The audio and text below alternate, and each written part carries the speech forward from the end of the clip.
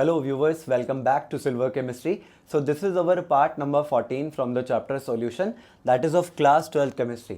तो आज के इस वीडियो लेक्चर में हम डिस्कस करने वाले हैं another very important colligative property जिसका नाम है ऑस्मोटिक प्रेशर, राइट। तो ये हमारी बच्चों चौथी एंड लास्ट कॉलिगेटिव प्रॉपर्टी है इस चैप्टर की, तो ये आज हम डिस्कस करने वाले हैं, राइट।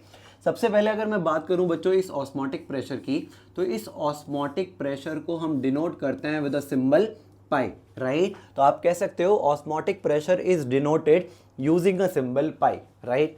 अब before understanding this osmotic pressure हम सबसे पहले समझेंगे बच्चों कि what do we mean by osmosis, right, कि ऑस्मोसिस से हम क्या समझते हैं। अब इस ऑस्मोसिस को समझने के लिए लेट अस से मेरे पास एक बीकर है, एक कंटेनर है, एंड इस कंटेनर को I have filled with solvent. मैंने इस कंटेनर के अंदर बच्चों फिल कर दिया है सॉल्वेंट, एंड लेट अस से वो सॉल्वेंट हमारा क्या है, वाटर है, राइट। अब मैंने क्या करा, मैंने इस कंटेनर के अंदर एक फनल लाइक थिंग, एक बीकर इंट्रोड्यूस करा जो कि सेमी परमिएबल मेम्ब्रेन का बना हुआ था, राइट। एंड मैंने इस बीकर के अंदर लेट अस से मैंने इसमें फिल कर दिया है sugar solution, right, sugar solution, right. अब आपको पता होना चाहिए कि sugar solution in the sense कि इस बीकर के अंदर there is sugar plus water, right. अब साथ ही साथ में मैंने आपको बताया कि जो कंटेनर है हमारा, ये जो हमारा बीकर है, ये किसका बना हुआ है, सेमी परमिएबल मेम्ब्रेन का बना हुआ है। एंड सेमी परमिएबल मेम्ब्रेन एक स्पेशल टाइप की मेम्ब्रेन होती है through which only solvent molecules can pass through, right. तो आप बोलोगे semi permeable membrane is a special type of membrane through which only solvent molecules can pass through, right. और साथ ही साथ में ये भी याद रखना, ये जो सेमी परमिएबल मेम्ब्रेन होती है ये दो टाइप की होती है। एक होती है नेचुरल एसपीएम यानी कि सेमी परमिएबल मेम्ब्रेन, और एक हमारी होती है artificial semi permeable membrane, right. अगर बात करें इस नेचुरल सेमी परमिएबल मेम्ब्रेन की, तो यू विल से कि वो मेम्ब्रेन जो एनिमल स्किन या फिर एनिमल मेम्ब्रेन या फिर प्लांट मेम्ब्रेन की बनी हुई होती है उसको हम बोलते हैं as natural semi permeable membrane.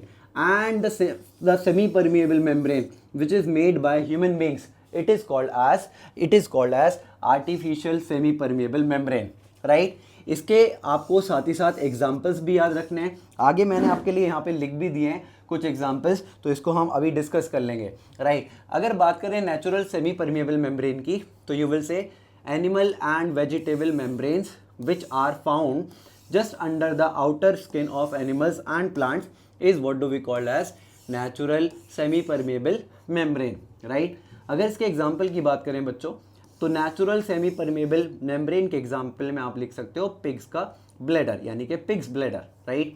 Similarly artificial SPM यानी कि सेमी परमिएबल मेम्ब्रेन की बात करें तो obviously it is prepared artificially bye human beings. अगर आर्टिफिशियल सेमी परमिएबल मेम्ब्रेन की बात करें तो आप लिख सकते हो सेलोफेन, कॉपर फेरोसाइनाइड या फिर सिलिकेट्स ऑफ आयरन, कोबाल्ट, निकल एक्सेट्रा, राइट। तो ये जो हमारी आउटर लेयर थी ये किसकी बनी हुई है, सेमी परमिएबल मेम्ब्रेन की, right. And semi permeable membrane ऐसी एक स्पेशल टाइप की मेम्ब्रेन होती है जिसके through only solvent molecules can pass through, right.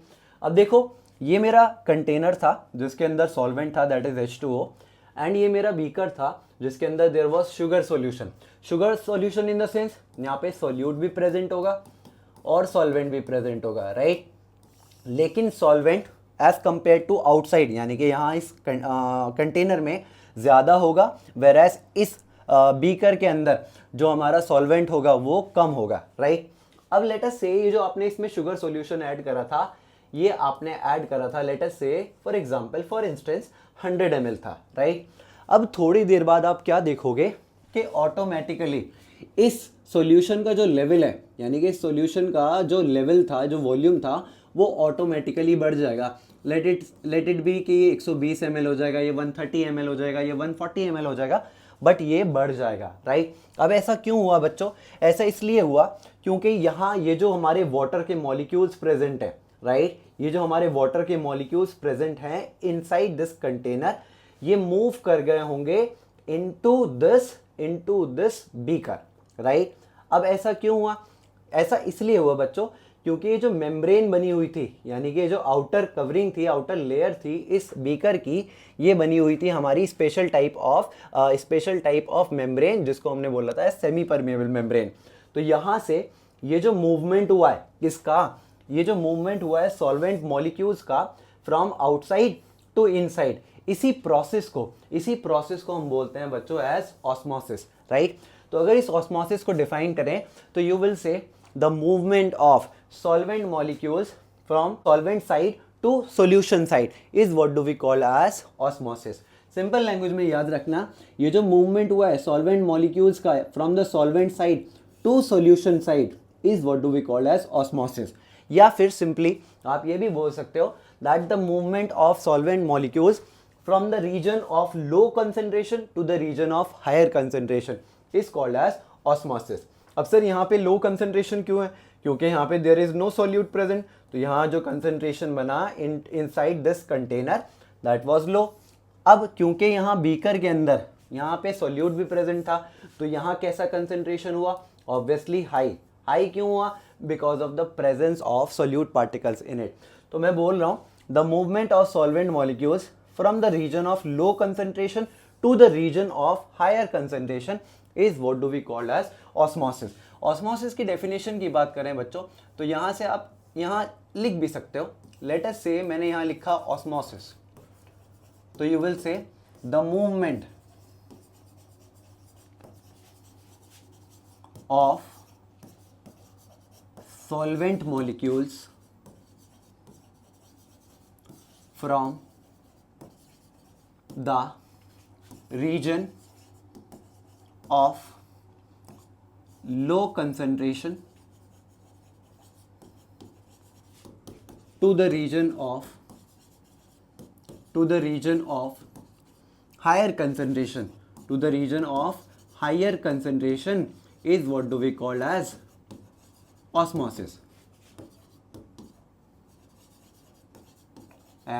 Osmosis. Right. तो ये डेफिनेशन आप लिख सकते हो फॉर ऑस्मोसिस। फिर से देख लो, the movement of solvent molecules from the region of low concentration to the region of higher concentration is called as osmosis, right. तो देखो क्योंकि यहाँ जो सॉल्वेंट मॉलिक्यूल्स थे, जहाँ इनका लो कंसेंट्रेशन था, ये मूव कर जाएंगे इनसाइड ऑफ दिस बीकर, जिसकी वजह से इसका लेवल जो है वो बढ़ जाएगा, right.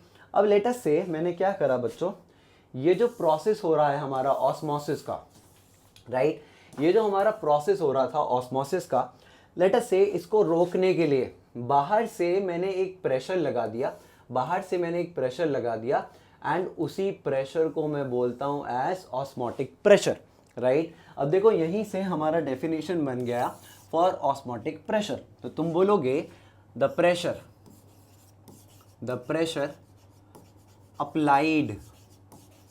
applied to stop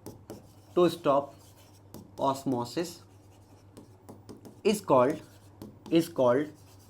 osmotic and pressure, right। इस ऑस्मोसिस प्रोसेस को, जो कि खुद से हो रहा था, नेचुरली हो रहा था, अगर इसको रोकना चाहते हो तो from outside you have to put a pressure on to it, and उस प्रेशर को जो लगेगा इस ऑस्मोसिस को रोकने में, उसी को हम बोलते हैं एज ऑस्मोटिक प्रेशर, जिसको हम डिनोट करते हैं एज पाई से, राइट। अब याद रखना बच्चों, ये जो हमारा पाई है, यानी कि जो ऑस्मोटिक प्रेशर है, ये डिपेंड करेगा on the number of solute particles, right. यानी कि कहने का मतलब ये है कि ये जो पाई है, यानी कि ऑस्मोटिक प्रेशर है, ये डिपेंड करेगा ऑन द कंसंट्रेशन, राइट। तो similarly for that I am writing that this pi, यानी कि ऑस्मोटिक प्रेशर, ये डिपेंड करेगा डायरेक्टली ऑन द कंसंट्रेशन, यानी कि number of solute particles in it, number of particles in the solution. And यहाँ पे ये जो सी है, यानी कि जो कंसंट्रेशन है, ये हमारा एक कंसंट्रेशन टर्म है विच is nothing but molarity, right. अब क्या करेंगे, अब इस प्रोपोर्शनैलिटी के साइन को हटाएंगे और एक कांस्टेंट लाएंगे which is nothing but R and T. यहाँ पे ये जो टी है बच्चों, ये है हमारा टेम्परेचर इन केल्विन, एंड ये जो R है this is universal gas constant, right. तो ये बन गया हमारा the major formula for calculating the osmotic pressure, that is pi is equals to CRT, right. अब यहीं से इस मेन फॉर्मूला से या मेजर फॉर्मूला से हम क्या कर सकते हैं, हम एक और फॉर्मूला ड्राइव कर सकते हैं, the formula which will help us to calculate the molecular masses of unknown solute, right. Simply मैं क्या करूंगा बच्चों, यहां फॉर्मूला ड्राइव करूंगा, formula to calculate molar masses of solute, of unknown solute. अब देखो क्या करेंगे, यहाँ सिंपली इस कंसंट्रेशन टर्म जिसको हम बोलते हैं एज मोलारिटी, इसको हम एक्सपेंड कर देंगे। तो देखो पाई इज इक्वल्स टू, और मोलारिटी का फॉर्मूला आपको पता है W2/M2 into 1000 upon volume, right, volume, and R will remain as it is and T will also remain as it is, right। यहाँ R का मतलब होता है universal gas constant and T is the temperature in kelvin, right. अब देखो यहाँ पे ये जो R है इसकी डिफरेंट वैल्यूज होती हैं। अब बच्चे यहाँ कंफ्यूज होता है कि हमको कौन सी R की वैल्यू कहाँ पर यूज़ करनी है, राइट। इसके लिए दो चीज़ें याद रखना बच्चों, कि अगर मान लो वो आपसे ये जितनी भी टर्म्स दे रखी हैं एक को मिस कर देगा और बोलेगा ये कैलकुलेट करो, जैसे कि फॉर एग्जांपल वो बोलेगा आपसे सारी इंफॉर्मेशन देके कि उसका किसी भी सॉल्यूट का मोलर मास कैलकुलेट करो, पाई दे रखा होगा, W2 दे रखा होगा, 1000 दे रखा होगा, वॉल्यूम दे रखा होगा, T दे रखा होगा, तो कौन सा वाला R का वैल्यू हम यूज करेंगे, राइट। याद रखना अगर पाई का value, if pi value is in, अगर ये ATM में होगा या फिर बार में होगा, अगर ये पाई का वैल्यू या तो ATM में दे रखा हो या बार में दे रखा हो, तो हमको यूज करनी है then use R value as 0.0821 ATM litre mole inverse and kelvin inverse, right. अगर पाई का वैल्यू आपको दे रखा होगा ATM में या फिर बार में, तो ये R का वैल्यू आप यूज करोगे as 0.0821 ATM litre mole inverse and kelvin inverse, right.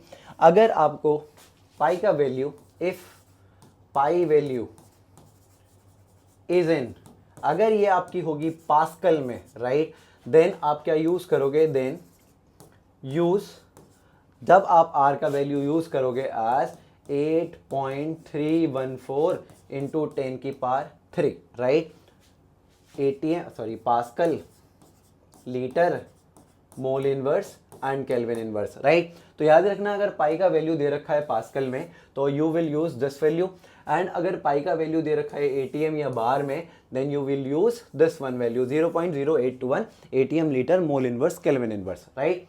अब साथ ही साथ जब हमने सीख लिया है तो देखो यहाँ से इंपॉर्टेंट डेफिनेशंस भी कॉपी कर लेना, जैसे ये सेमी परमेबल मेम्ब्रेन की डेफिनेशन दे रखी है, a membrane through which only solvent molecules can pass through but not the solute molecule is called as semi permeable membrane. Types of semi permeable membrane हम पढ़ चुके हैं, चलो इससे रिलेटेड एक क्वेश्चन सॉल्व करते हैं, और यही सारी चीज़ें थी हमारी जो हमें याद रखनी है related to osmotic pressure, and these two formulas, this one and this one you have to remember, right. चलो इससे रिलेटेड अब इस पे आधारित एक क्वेश्चन सॉल्व करते हैं।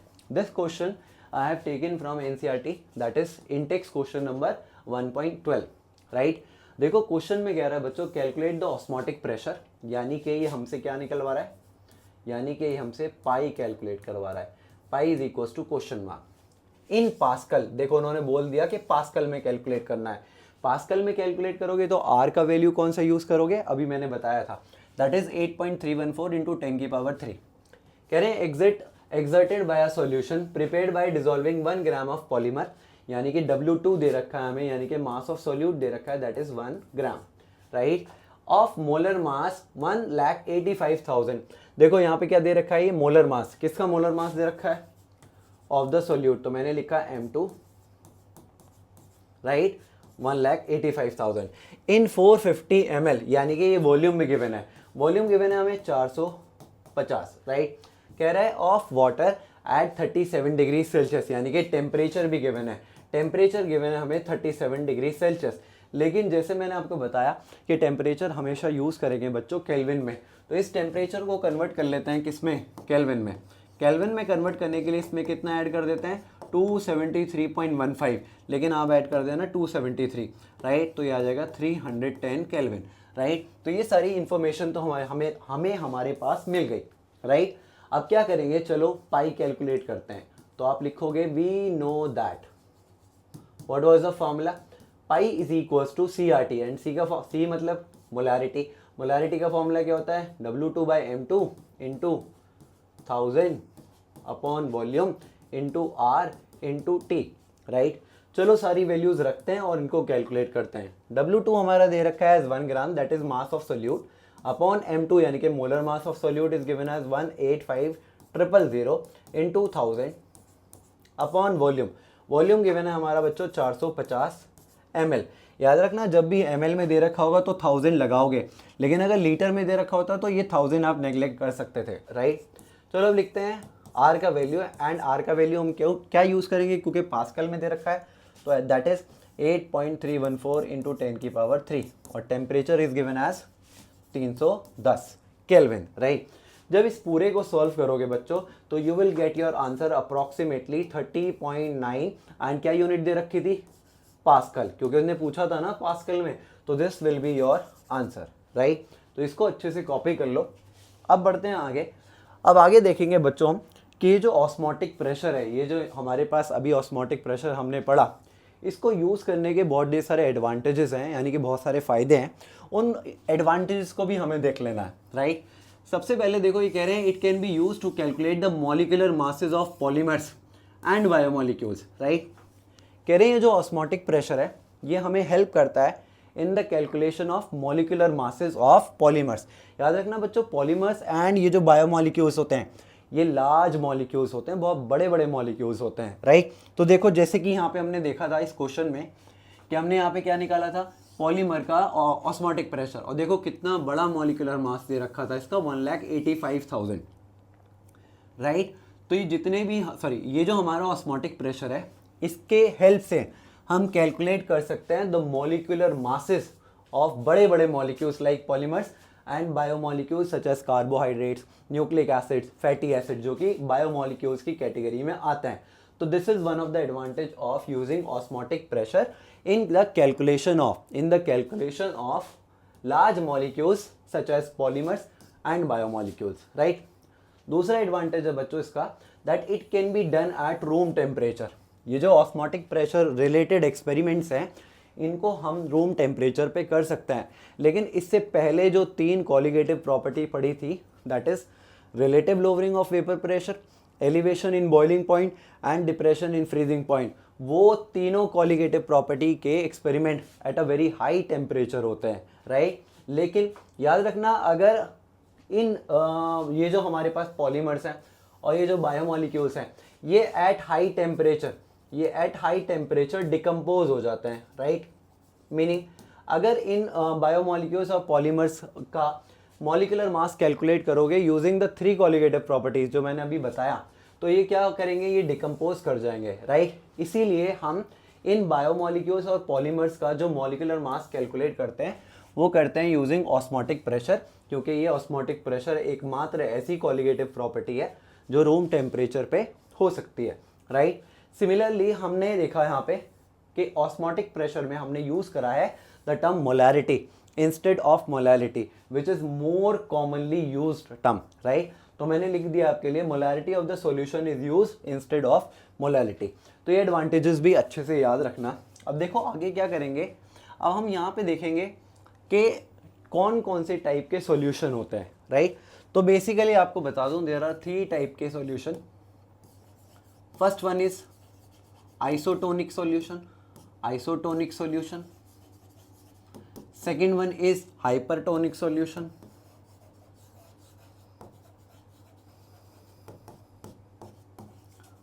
Third one is hypotonic solution. तो ये 3 टाइप के सॉल्यूशन हमारे पास होते हैं। Third one is hypotonic solution, right. अब सर ये जो हम 3 टाइप के सॉल्यूशन पढ़ते हैं तो it is just a comparison between 2 solution. हमारे पास 2 सॉल्यूशन होंगे एंड हम उनका कंपेयर करेंगे the osmotic pressure. And osmotic pressure के बिहाफ पे, ऑस्मोटिक प्रेशर के आधार पे हम सॉल्यूशन को 3 कैटेगरीज में डिवाइड कर सकते हैं, राइट। सबसे पहले बात करते हैं आइसोटोनिक सॉल्यूशन की। तो आप बोलोगे ऐसे 2 सॉल्यूशन जिनको ऑस्मोटिक प्रेशर बराबर होगा, उन सॉल्यूशंस को हम बोलते हैं आइसोटोनिक सॉल्यूशन। तो मैं यहाँ लिख भी देता हूँ आपके लिए, तो यू विल राइट सॉल्यूशन, ये 2 सॉल्यूशन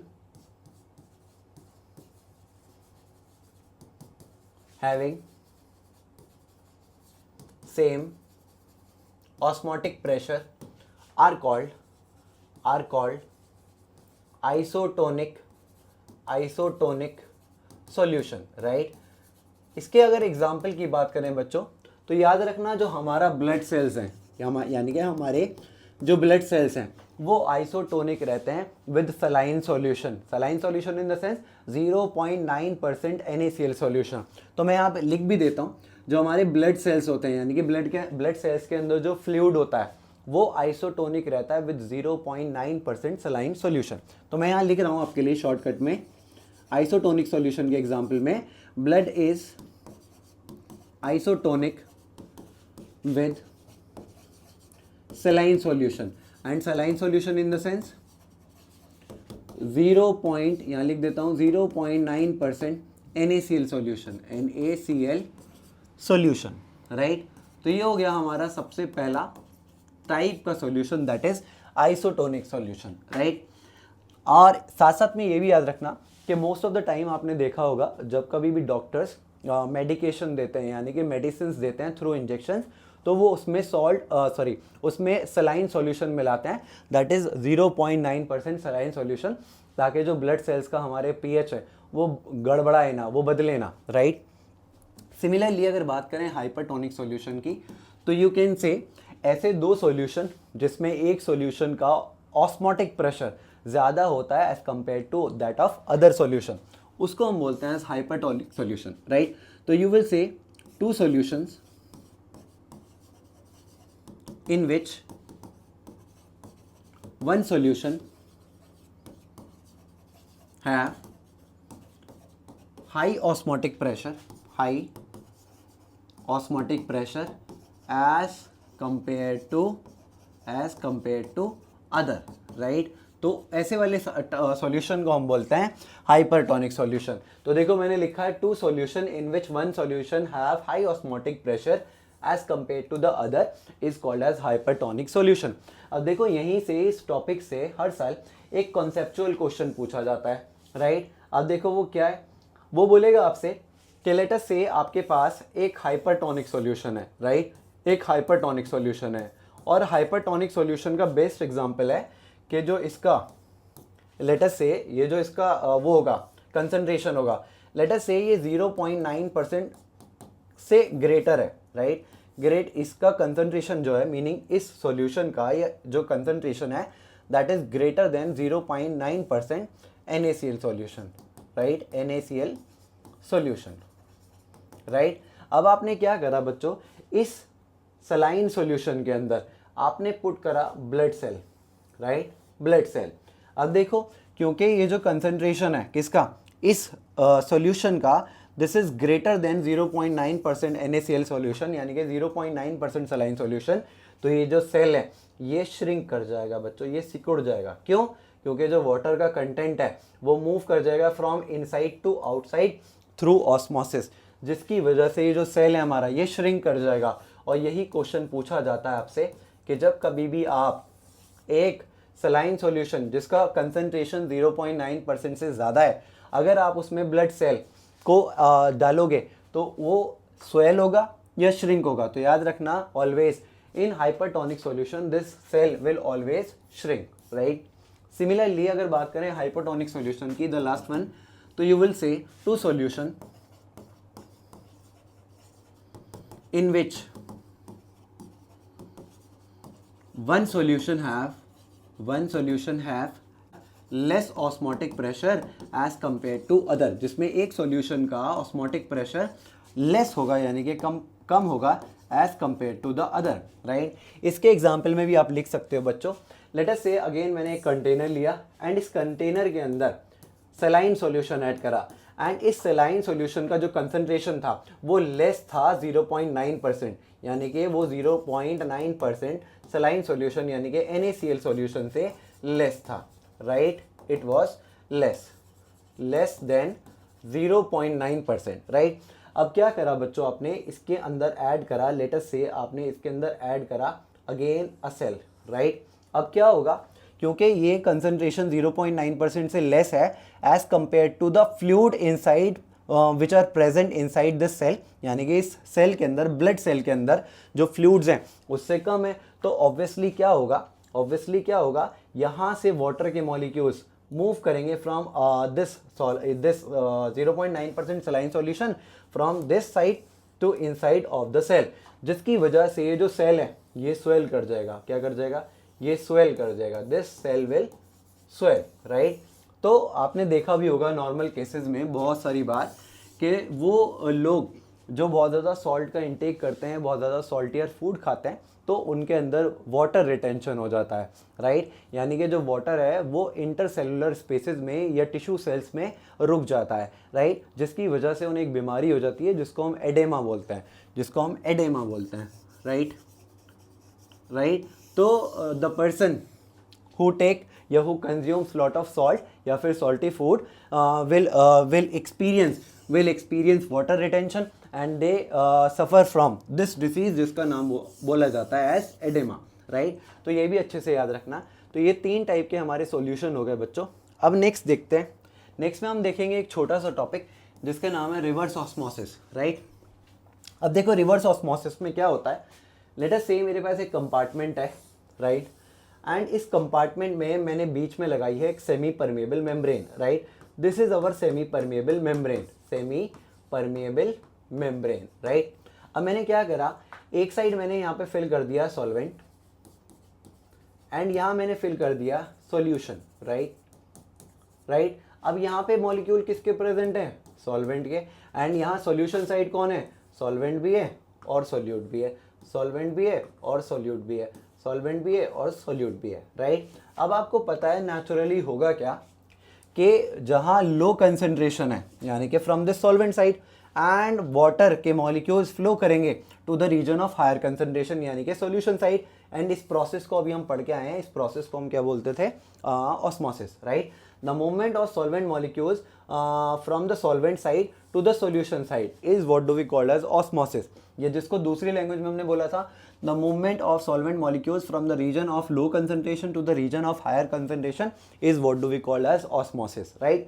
अब मैंने क्या करा बच्चों, मैंने यहाँ इस osmosis के प्रोसेस को रोकने के लिए यहाँ पे एक प्रेशर लगा दिया जिसको मैं बोलता हूँ एज ऑस्मोटिक प्रेशर, राइट। तो ये ऑस्मोसिस का प्रेशर रुक जाएगा, ऑस्मोसिस का प्रोसेस रुक जाएगा।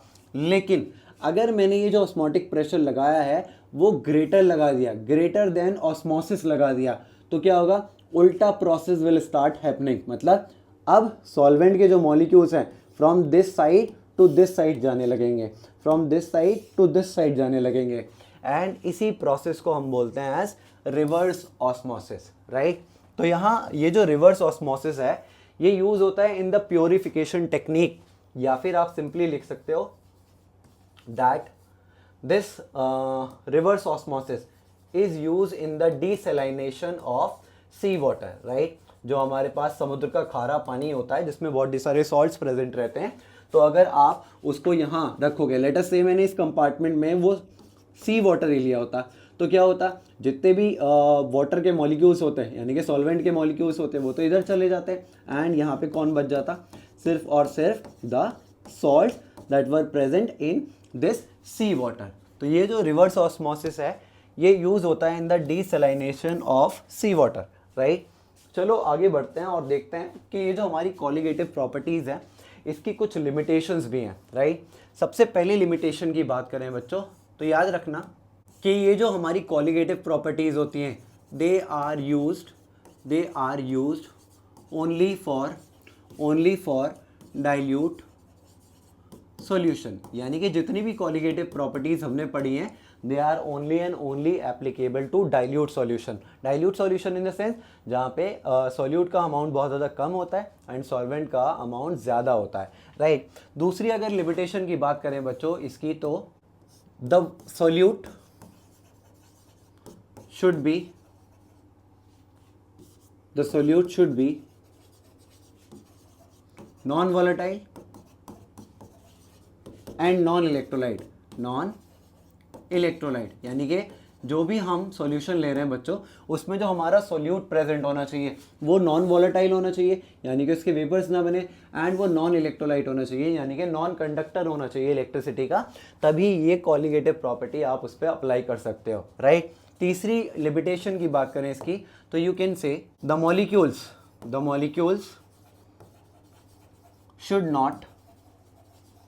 should not undergo dissociation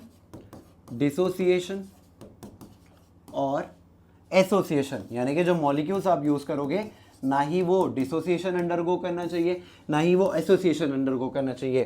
that means dissociation का मीन्स लेट अस से मेरे पास एक मॉलिक्यूल है NaCl का and the moment it goes into the water, जैसे आप इसको पानी में डालोगे तो it will dissociate into Na+ and Cl negative, right. तो देखो पहले कितना मॉलिक्यूल था आपके पास, एक, लेकिन आफ्टर डिसोसिएशन कितने मॉलिक्यूल हो गए, एक, दो। और हमें पता है जितनी भी कॉलिगेटिव प्रॉपर्टीज होती हैं वो डिपेंड करती हैं totally on the number of solute particles, right. तो देखो यहाँ एक मॉलिक्यूल था, यहाँ दो मॉलिक्यूल हो गए, दैट मीन्स ये जो हमारे पास सब्सटेंस था, ये जो मॉलिक्यूल था, ये क्या अंडरगो कर गया, डिसोसिएशन, तो you will get the wrong answer, right. तो ये जितनी भी कॉलिगेटिव प्रॉपर्टीज हमने पढ़ी हैं that are only applicable to those molecules which do not undergo dissociation, and ना ही वो मॉलिक्यूल एसोसिएशन अंडरगो करना चाहिए। एसोसिएशन अंडरगो नहीं करना चाहिए in the sense let us say मेरे पास दो मॉलिक्यूल्स थे एसिटिक एसिड के, these are the two molecules, लेकिन ये क्या करेंगे बच्चों, दे अंडरगो एसोसिएशन, मतलब ये दो मॉलिक्यूल्स आपस में जुड़ के क्या बना लेते हैं, डाइमर बना लेते हैं। क्या बना लेते हैं, डाइमर बना लेते हैं, राइट। यानी कि स्टार्टिंग में आपके पास कितने मॉलिक्यूल थे, दो, बाद में कितने हो गए, एक, तो यानी कि नंबर ऑफ सोल्यूट पार्टिकल्स घट गए, जिसकी वजह से कॉलिगेटिव प्रॉपर्टी इस पे प्रॉपर्ली वर्क नहीं करेंगी and we will end up in getting the wrong answer, right. तो याद रखना this is the third limitation of using colligative property, that the molecule should not undergo dissociation और association, right. तो इस तरीके से हमने बच्चों सारी colligative property of this chapter solution finish कर ली है, that is RLVP, elevation in boiling point, depression in freezing point and last one was osmotic pressure. तो ये रहा आपके लिए एक होमवर्क क्वेश्चन, राइट। तो ये आप इसका आंसर कमेंट करके बताना कि which of the following is not a colligative property, तो comment your correct answer, right.